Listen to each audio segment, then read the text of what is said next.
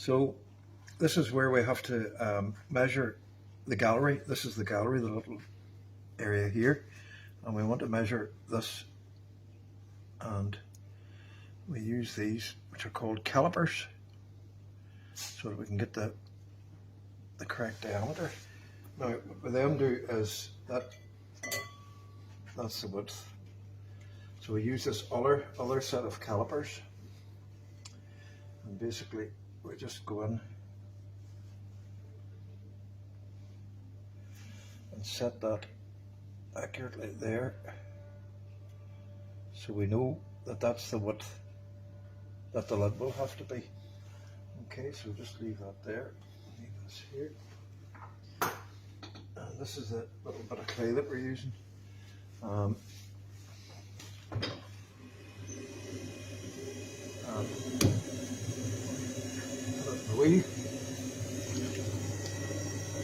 Now the way we throw the lids for our teapots in here, we actually leave enough clay underneath to form the actual knob on the lid that you're going to lift it with eventually. So that is the reason I'm leaving that clay there. And then we're going to actually make the lid itself. So this is it starting to form, and this is where we can take the calipers now, and that's pretty close to where it should be. I just want to make sure it's absolutely accurate. So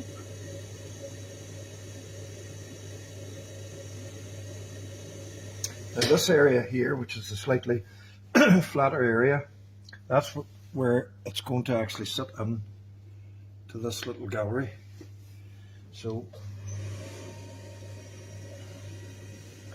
we'll just measure that again, make sure that it's where we want it to be,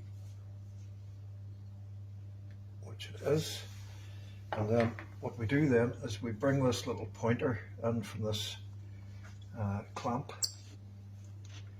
and we can actually put pointers in the whole way along, so we can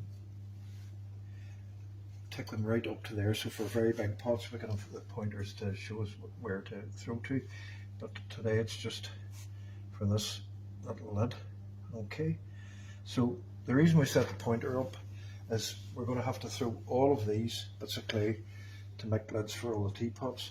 So we don't want to be measuring lids every time, it would take far too long. So I just set up the pointer, and then we just throw all the lids the same size, and that'll mean they should all fit.